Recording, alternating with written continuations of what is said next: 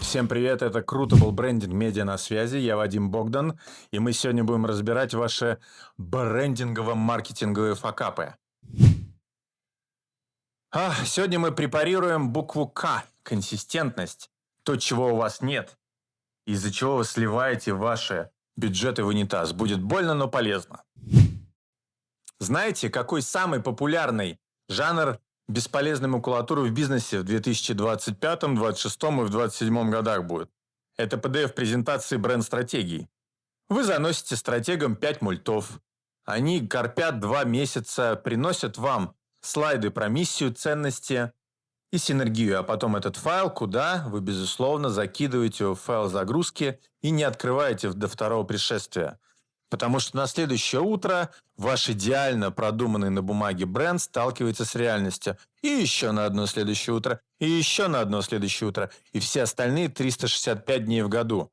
С курьером, который проспал, с техподдержкой, который шлет клиента нахрен, подальше с криптами из палеозоя, и с полкой, где ваш премиум, хваленый премиум, выглядит как мусор, а рядом стоит что-то похожее на крысиный яд. Итак, я Вадим Богдан, Круто был брендит медиа.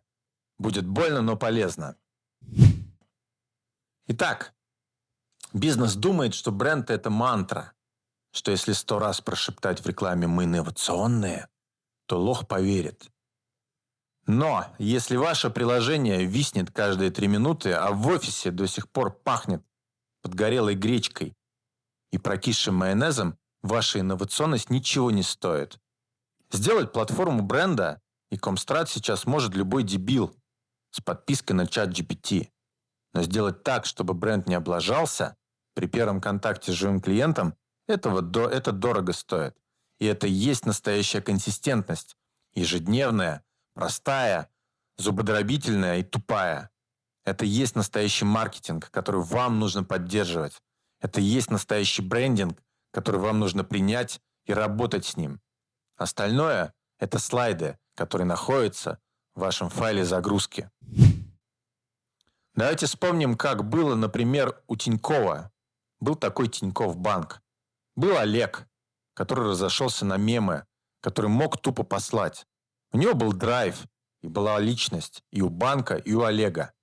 Теперь это стерильная буква «Т» в желтом квадрате. Это кастрация бренда. Когда вы превращаете живую историю в функциональную кнопку, вы получаете консистентность, но консистентность морга. Чисто, удобно, но мертвечины несет за версту. Саша Петров в рекламе Мегафона может хоть до хрипоты шептать про то, что мы в ответе за тех, кого приручили, но пока ваш директор по клиентскому сервису эффективный менеджер с калькулятором вместо сердца, вы ни за что не в ответе. Попробуйте пробиться через бота к живому человеку. Фиг там. Почитайте ленту отзывов про Мегафон последнего года. Бот тупой, как пробка. Клиентский онлайн-сервис – дно. А в рекламе мы человечные.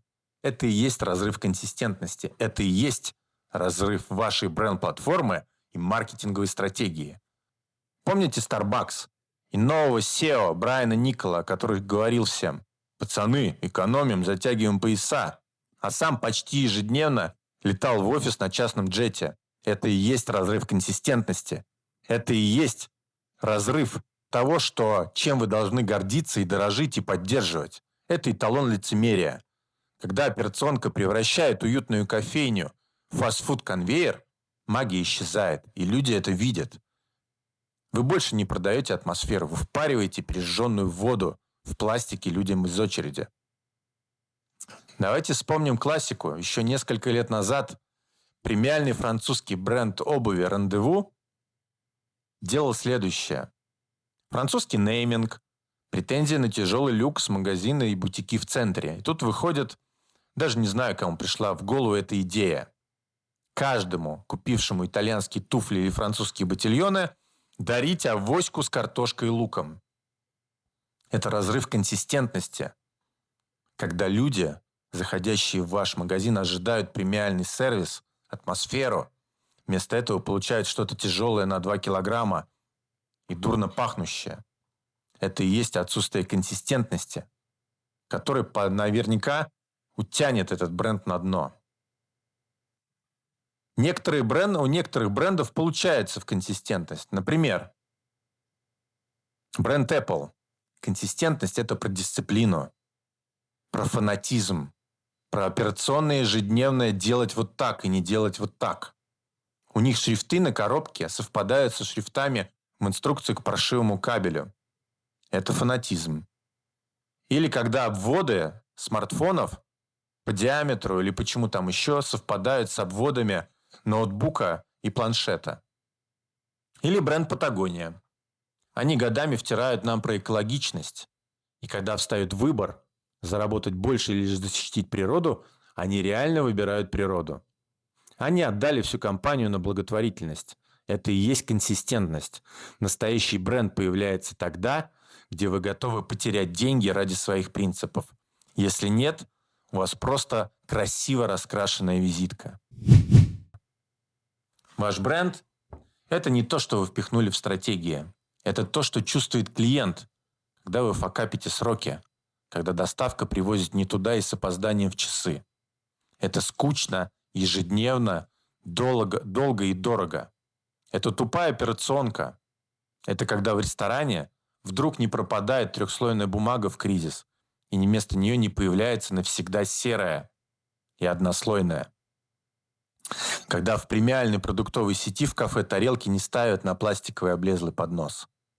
Именно поэтому ее консистентности почти ни у кого нет, потому что ее дорого, тяжело и ежедневно поддерживать. И поэтому те немногие, кто ее удерживает, заберут этот рынок в недалеком будущем. Хочу задать вам вопрос. Почему вы здесь? Вы здесь для того, чтобы вас перестали покупать по акции и начали выбирать, даже когда неудобно, долго и дороже. Бренд-ориентированный маркетинг начинается там, где у вас нет расхождения, где обещание и опыт одно и то же в любой точке контакта, ежедневно, каждый день, каждый год, каждый месяц. 3 шага, которые вы можете сделать уже сегодня. Первое. Найдите главный разрыв между вашими обещаниями и вашими действиями. Откройте отзывы, прослушайте звонки, пройдите путь клиента сами, ногами, пальцами, кликами. Сравните то, что вы обещаете в рекламе, и что реально происходит. Выпишите один самый дорогой для бренда гэп и закройте его. Это даст вам гораздо больше, чем новая рекламная кампания. Второе. Назначьте владельца опыта и бренда. Не маркетинг, не все понемногу. Один человек отвечает за то, чтобы бренд не ломался в операционке. У нее есть право резать процессы, менять скрипты и тормозить релизы, если они убивают опыт. Без этого консистентность – просто слово в презентации. И третье. Зафиксируйте неотменяемые стандарты. 3-5 вещей, которые не деградируют никогда. Скорость ответа, упаковка, тон общения, частота интерфейса, базовый сервис. Даже в кризис, даже когда дорого. Если это плавает, у вас нет бренда, у вас есть только настроение команды. Я Вадим Богдан. Круто был брендинг медиа. Я делаю так, чтобы бренд становился причиной покупки, а не декорацией. Подписывайтесь. Дальше 7 причин, почему ваш бренд умер уже вчера. Нужно разобрать ваш бренд без иллюзий. Ссылка на консультацию в описании. Всем пока.